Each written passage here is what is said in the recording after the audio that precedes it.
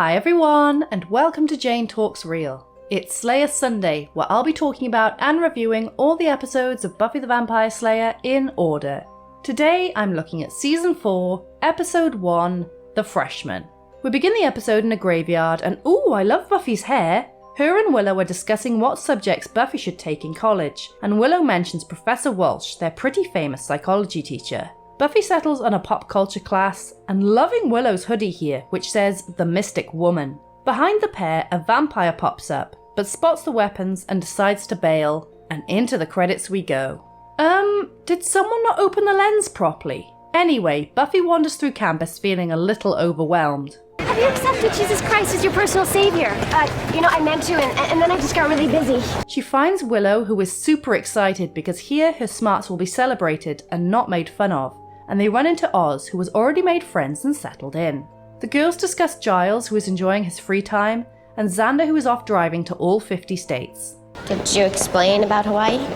Well, he seems so determined. They go to the campus library, which looks like it belongs in Hogwarts. And what are these weird lines? I know we've switched to widescreen, but get your shit together, camera.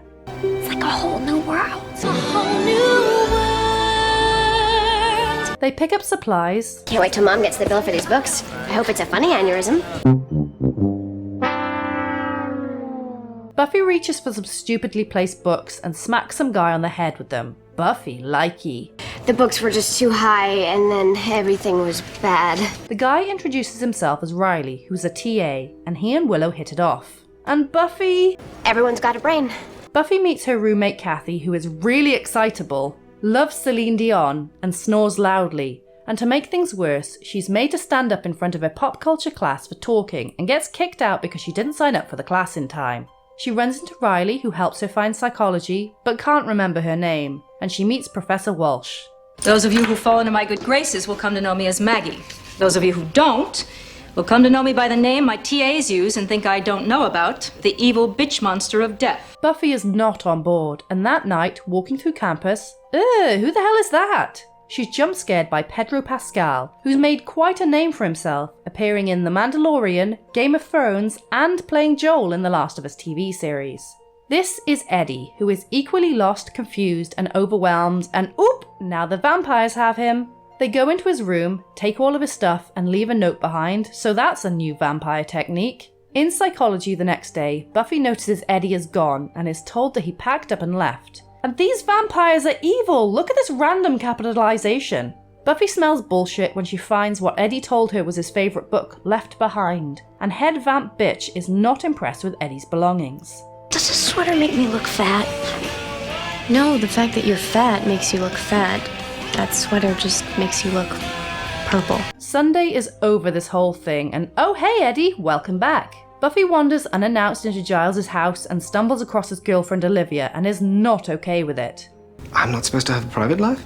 No, because you're very, very old and it's gross. She tells him about Eddie, but Giles reminds her that he's no longer her watcher and she can handle things on her own. I can't always be there to guide you. That night she spots Eddie and goes after him, but he's a vampire, she's a slayer, dusty. Sunday and her goons surround Buffy and the two women fight, but Sunday is surprisingly strong. She busts up her arm, so Buffy does the smart thing and runs away. She avoids her friends the next day and instead goes home to catch up with Joyce, but she's dumped museum junk in her bedroom, and then the phone rings, but no one's there. As seen in the spin-off's first episode, it's actually Angel on the other end. Buffy goes back to her dorm to find her stuff has been cleared out, and the vamps did that on a busy campus in the middle of the day. How exactly? Plus they can't spell for shit.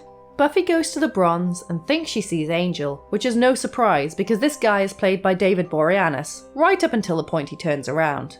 Xander is back, having had quite the adventure, involving a broken down car, washing dishes and a male stripper, and asks how college is, but doesn't believe her answer. Once more with even less feeling. Once more with feeling. She tells him about Sunday and he gives her a pep talk. When it's dark, and I'm all alone, and I'm scared or freaked out or whatever, I always think, what would Buffy do?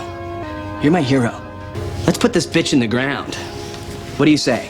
They do research to find an old abandoned frat house and the vampires are laughing at her stuff, but she makes an unexpected entrance. I just thought I'd drop in. Get it? Drop in. Kathy calls in Oz and Willow, suspicious about the note, and bless Oz, he recognises that the handwriting isn't Buffy's, and Willow realises they've missed all the warning signs of Buffy not being okay. Xander comes in saying it's a prank and hints at vampires without alerting Kathy, so they go with him while Sunday breaks Buffy's class protector award and oh bitch, now I'm going to stake you. Buffy fights back as reinforcements arrive and Willow crossbows a dude. Oz and Xander fight another vamp, which the latter stakes, and the other vamps flee. Buffy does a cool move and takes out Sunday. Bye bitch! Giles comes rushing up feeling guilty for leaving her to fight alone. You're a bit late, G. And one of Sunday's goons gets tasered by some masked army men. Okay, so right off the bat, season 4 seems brighter and lighter than what came before, with lots of fun dialogue, an upbeat soundtrack, and a lively tone, which will continue throughout the season. I do miss the school, the college just doesn't have the same character to it, and the characters are more separated, but we're still in for a good ride.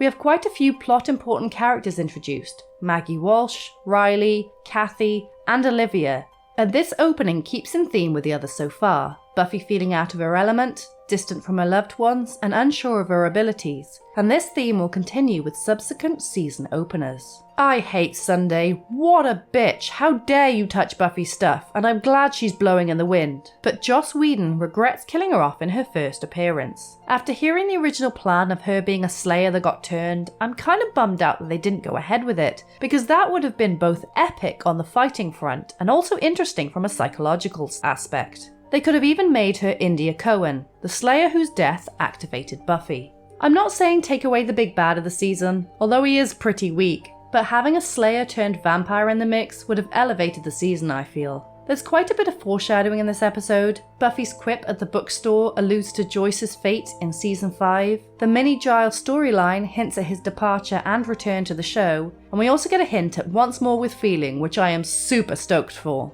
This episode also gives us a taste of the Initiative storyline to come, so all in all, a pretty decent opener. As we're starting a new season, the death count is reset to 0 again, and we begin our new tally with 5 deaths, 1 transformation, Eddie killed by some part of Sunday's gang, and 4 vampires, Eddie, who didn't put up much of a fight, killed by Buffy, the stoner vamp crossbowed by Willow, rando vamp staked by Xander, and finally Buffy showed Sunday who's boss.